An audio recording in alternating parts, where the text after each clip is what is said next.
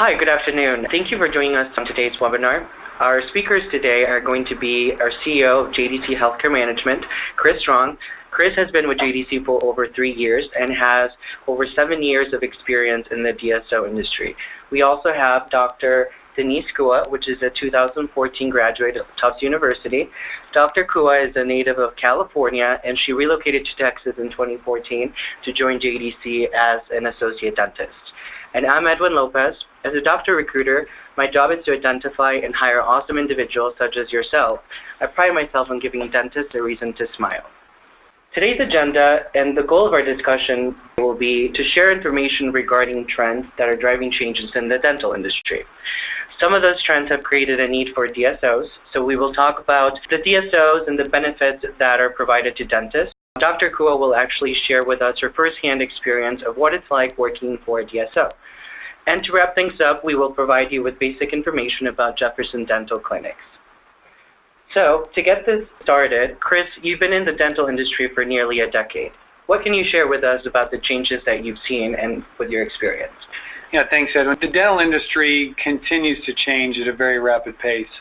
I remember several years ago I went to a supplier. They were called Benco, as a dental supplier out there. And in their corporate office there, they had a museum of all the old dental stuff, chairs and things like that. And I remember seeing one of the dental chairs that was one of the very first dental chairs that was ever made. It was this sort of wood hardback chair. It didn't lean back or anything, and that's how patients just sit and lean back. And they talked about how patients would be almost in as much pain sitting on that chair as they were getting the dentistry done. And then I think about my last dental visit, and they gave me a blanket, and within about 3 minutes I was asleep in the chair. So dentistry has come a long way, but it continues to change at a very rapid pace, and there's several areas right now in the industry that are really changing things and making the landscape different. First is just patience. There's some obvious things that are happening in demographics in the United States. We see an aging population, and we see an increase in diversity and the changing face of Americans. There's migration to urban communities and things like that. And all of those things have a lot of implications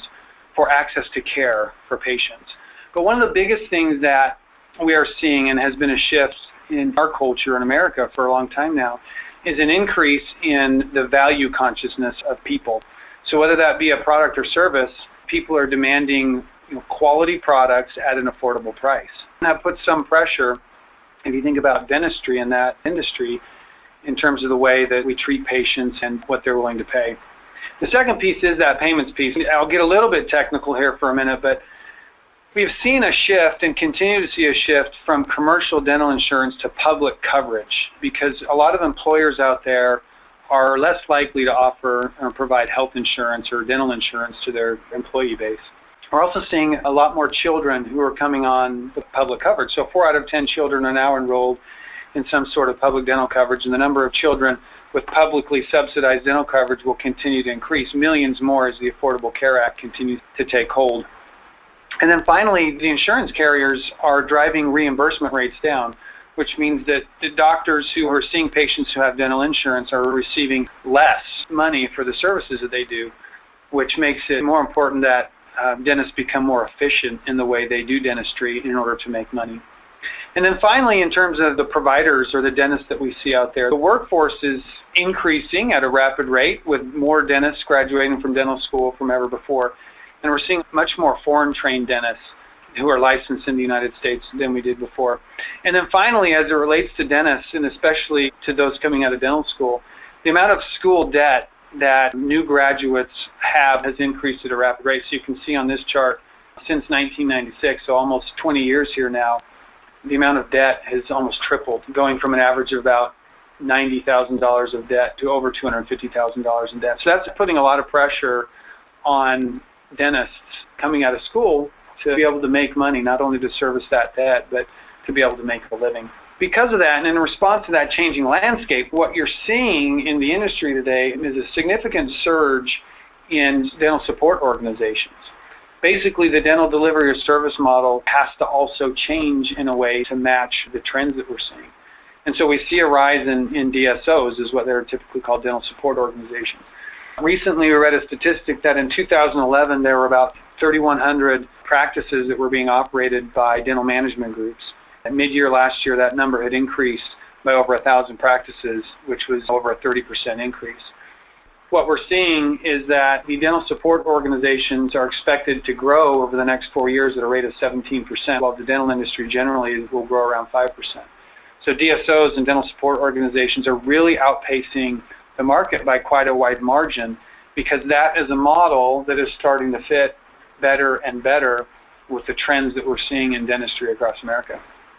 Chris, you've mentioned DSOs. Can you please explain for the attendees what a DSO is and what benefits do DSOs provide for dentists?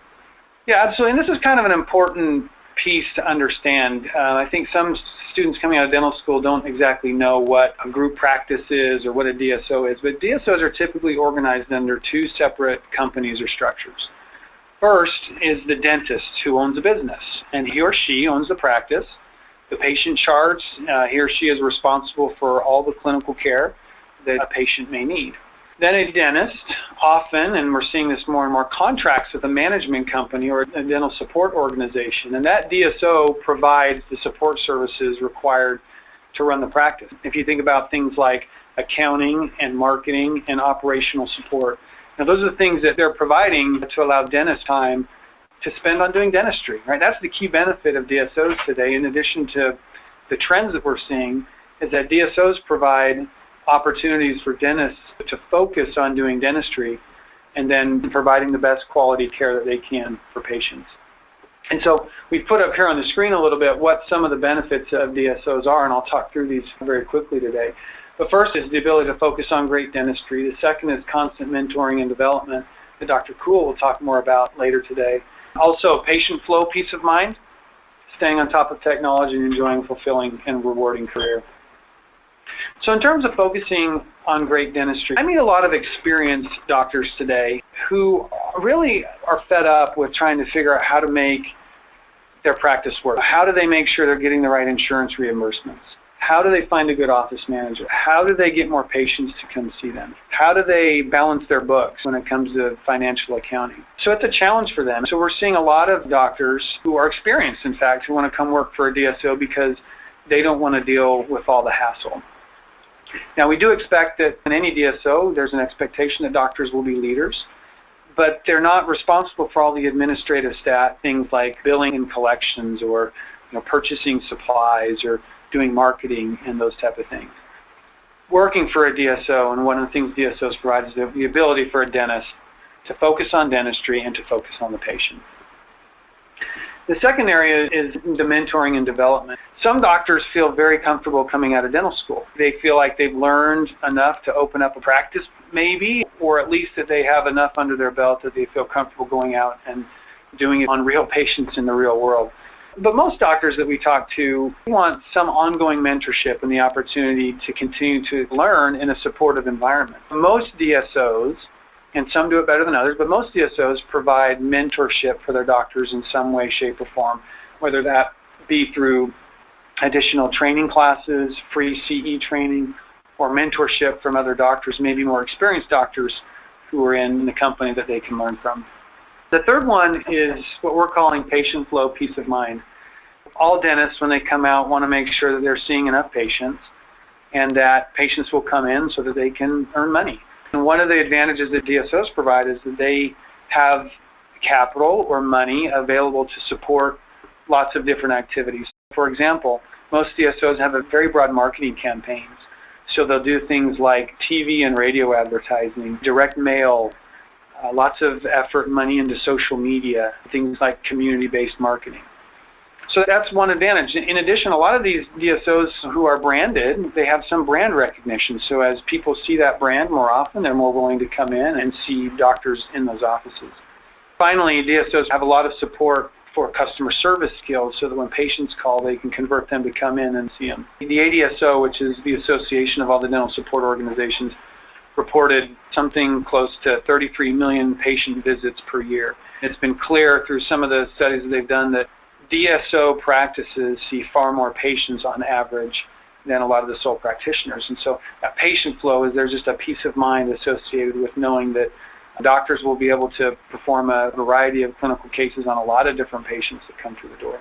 Fourth is technology. And each DSO can be different in terms of technology. Some are very cutting edge, but most of them, by and large, provide current technology for their doctors to use. So again, the DSOs typically have the money to be able to purchase some of that technology. Things like up-to-date practice management systems and digital radiography and intraoral cameras, or there's some that are putting CEREC machines, for example, in the offices. There's this technology that's available that allows doctors to stay up with that.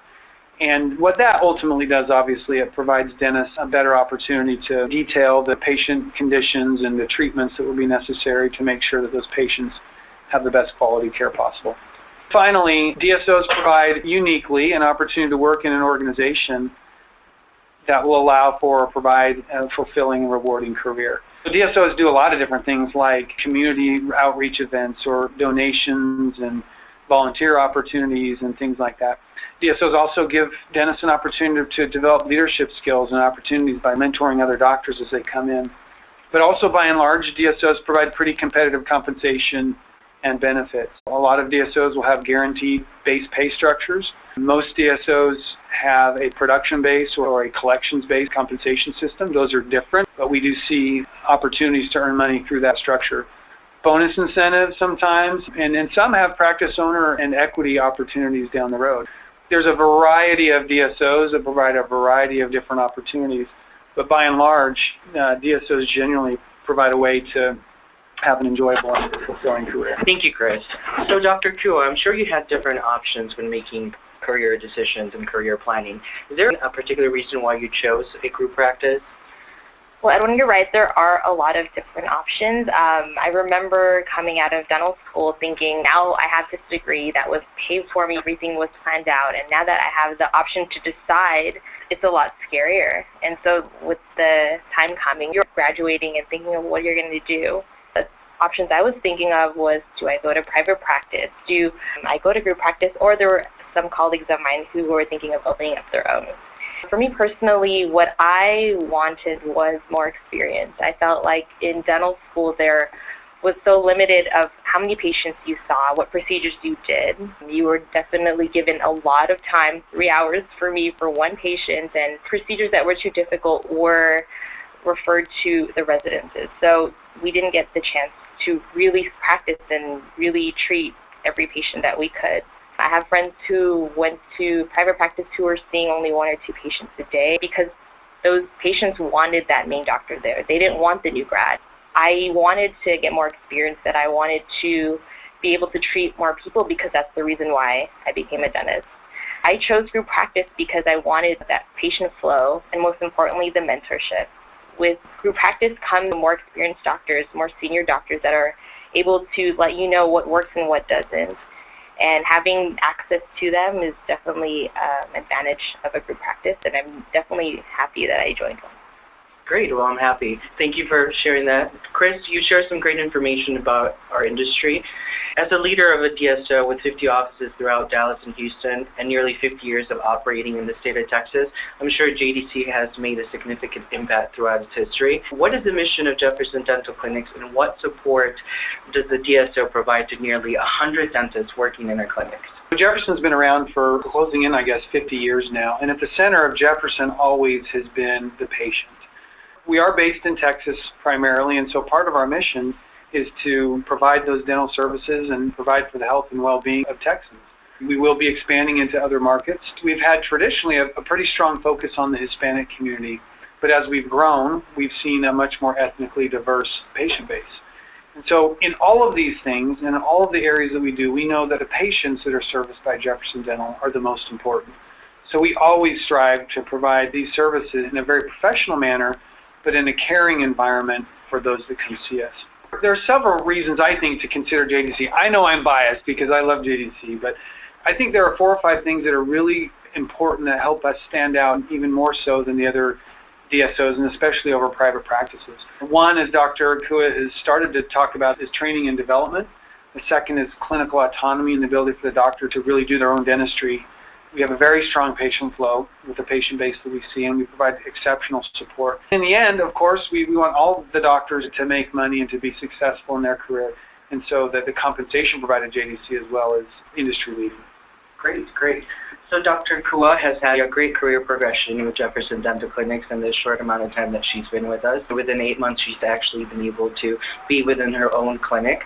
So I did want to mention that. And now, Dr. Kua, when you started with JDC as a new graduate, were you alone or did you have support?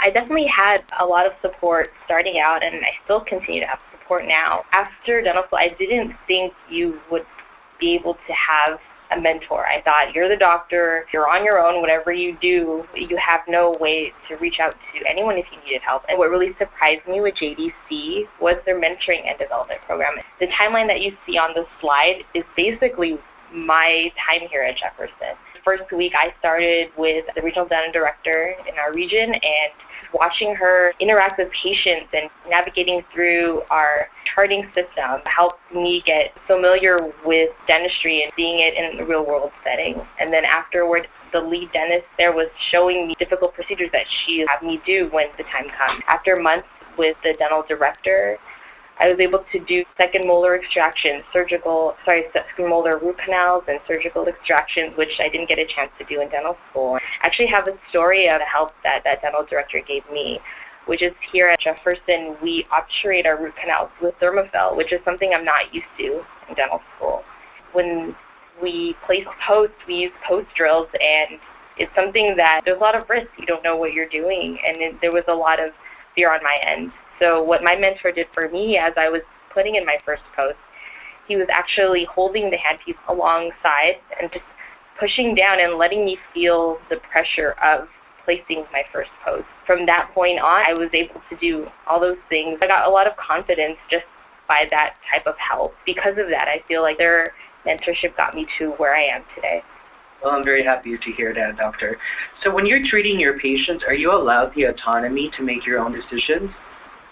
Oh yeah, definitely. The treatment plans that we make are our own. Whatever it is we were taught in dental school, how to treat, we do the same here at JDC. We always put patients first. We never compromise quality of care. There's a lot of senior dentists there also that you can discuss your treatment plan with and learn different ways of planning that is more comprehensive for the patient. But at the end of the day, when you're in a clinic on your own, your treatment plan stands and you decide what's best for the patient.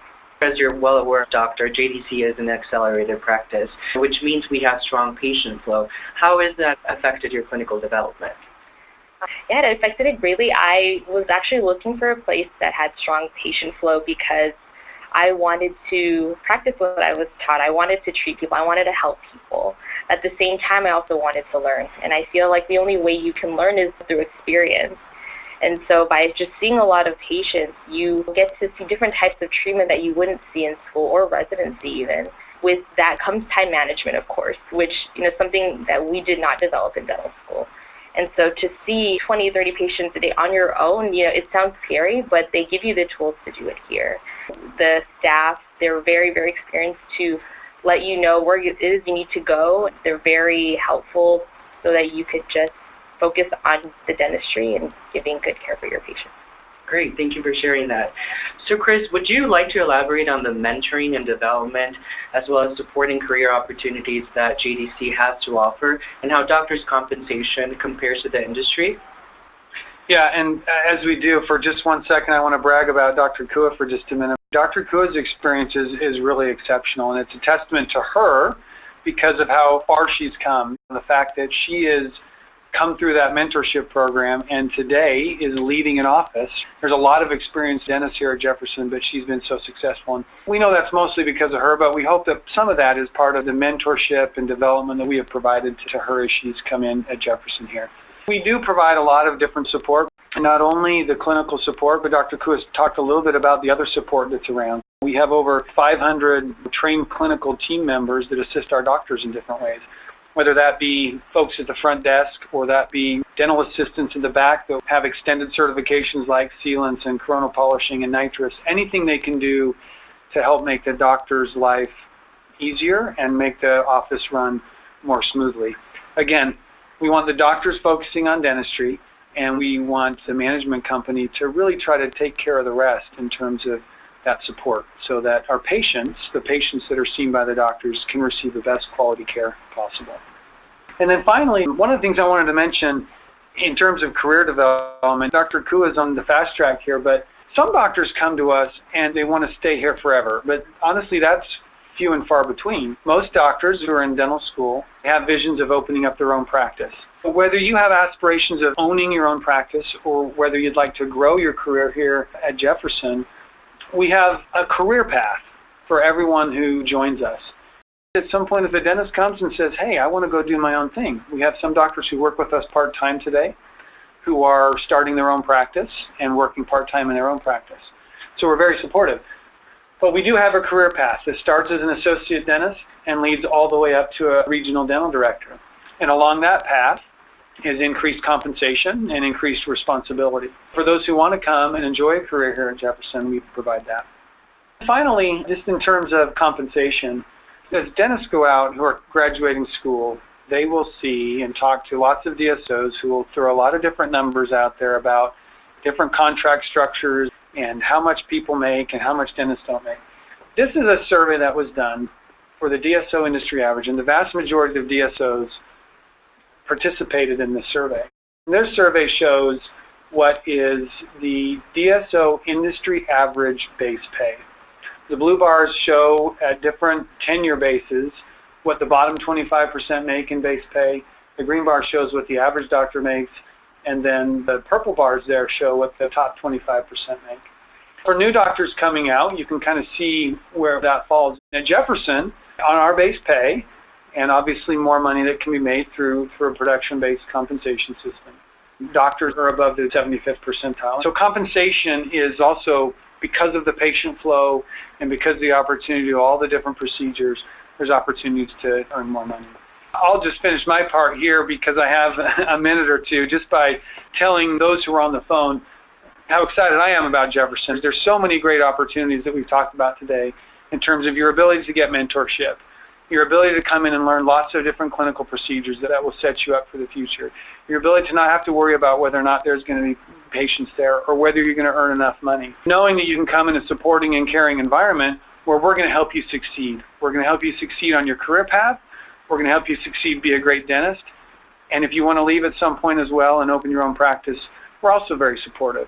So I think coming out of dental school, and I know I'm biased, but I think coming out of dental school, there's no better place than Jefferson to launch your career. Well, thank you, Chris and Dr. Kua, for joining us today and sharing such great information with us.